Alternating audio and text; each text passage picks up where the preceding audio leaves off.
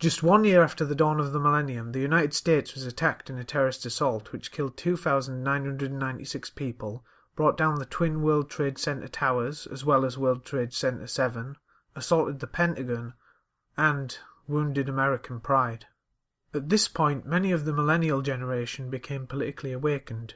The neoconservative war on terror led to untold destruction in the Middle East in the name of toppling dictators to bring democracy and freedom, under the misguided belief that this would destroy radical Islamic terrorism rather than enable it.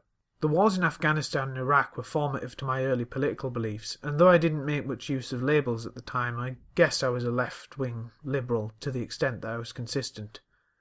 I tended to follow any media that would heap scorn against the conservative enemy, or at least against the warmongers.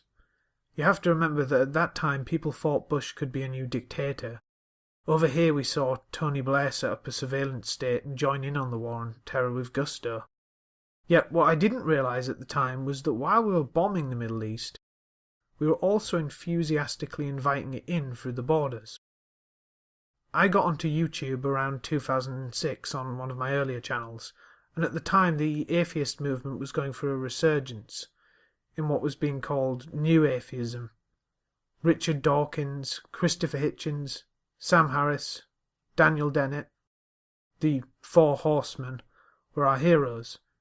During 8 years of Bush, it felt like the religious right in America had tremendous power, and with increasing numbers of people using the internet, they were a good target for mockery.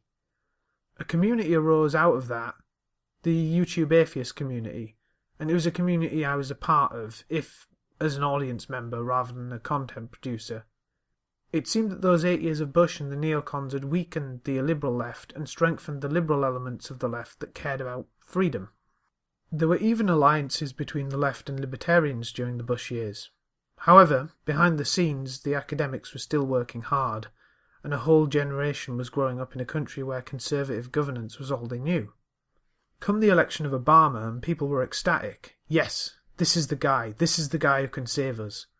And those of us overseas were cheered to finally see Bush gone too.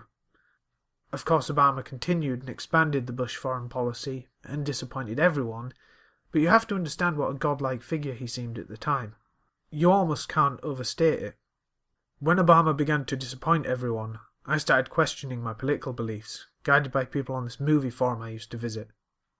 I became a libertarian and an overseas fan of Ron Paul, and I became more and more ANCAP leaning up to the year 2012, where I went through another period of questioning over that year. By 2012, of course, Obama had already been the US president for 4 years and had to run for re-election, which he won soundly.